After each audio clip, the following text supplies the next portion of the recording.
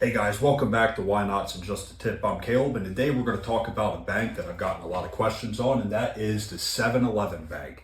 This is going to be a 7-Eleven bank additive. I like to say 0 degrees of displacement and 180, 12208 or 12240. The 12208 is three-phase, the 12240 is single-phase. It's a very simple bank to build. It was very common back in the day at 7-Elevens because their walk-in freezers needed three-phase 208 and their hot dog rollers needed single-phase 12240. So it's a pretty interesting bank. And I got the vector drawn up here, and I'm going to show you why I like to say it's 0 degrees and 180. Now, we all like to talk about 0 degrees. If a phase on my primary starts here at 0 degrees, 180 from that would be over here. 0 degrees would be here. So when I look at my secondary vector, A phase is starting on X1, which is 0 degrees. Now, if we look at B phase on transformer 2, remember this H1 and is your primary coil, but your X1 and X2 is only half of the coil, and that's what we talk about when we say alley cat bad dog. We're taking those two series coils on your secondary side of the transformer and we're just paralleling them together.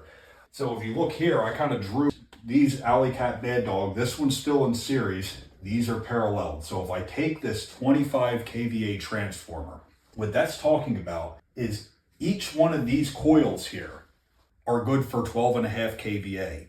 So if we want to use this in part of a 12208 configuration, and we need a 25,000 watt capability, well then we have to parallel those two legs since we're not using the X3. And that way when we parallel the two legs, then we're getting the full 25 kVA capacity out of that bank. We're not doing anything changing the voltage, it's not doing that. But this one, we need to keep it in series. So because we need 25 kVA out of one leg here, we need a 50 kVA here so we can still have 25 kVA since we're not going to parallel it. Now, if we look back over here, the reason I say 0 and 180, our B phase, the top of this, our X1 is at 0 degrees, or it's in phase with B phase at 120 there. But we're also using the other side of B phase, which I wrote C right there. That's not accurate, is it? That would be B phase.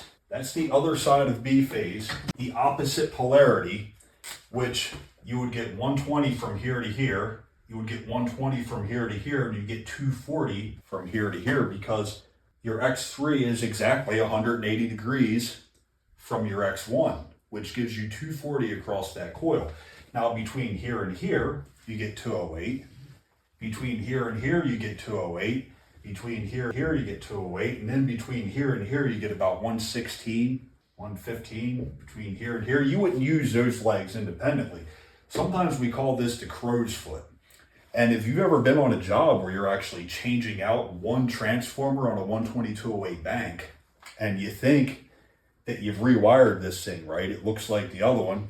You hook it up, and you have 120, 120, 120, 208, 115, 115, and you're scratching your head. That's because the pot that you just put up is either reverse polarity from the other two, meaning the other two say they're additive, but they're actually subtractive, or the one you have says it's additive, but it's actually subtractive. And that's very common. I've seen it many, many times. It's something to look out for. Now, if we go and look at this, this is simple. We're going to hook this up to A phase, as this vector says, this up to B phase, this up to C phase. And we're going to ground these, H2s. Then I'm going to bring my neutral down. Sorry, this marker's not working very well today. Bring this neutral down. This comes straight down as my neutral. This is A phase, this is B phase, and this is C phase. Now, that is your 12208 three-phase load. But then your single phase load is right here. You bring this down. This is also B phase. This is line 1, and this is line 2. Now you have 120, 120, 240. This leg would be taped a different color. It wouldn't be used in conjunction with the three-phase circuit at all, but it's a very useful bank. And in my opinion, instead of putting up an open Y delta, if I have all three phases in the air, this is what I would want to put up. More useful.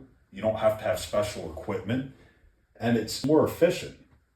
And all intents and purposes, this is a more efficient bank than the open Y delta all day long. So if you have any more questions on different types of banks you want to see, I plan on next week doing a video on the Open YY 12208 bank, which is a very bizarre looking bank. Hope you guys like that one. And if you have any other suggestions or questions on this, leave it down in the comments and I'll try to get it answered. Thanks.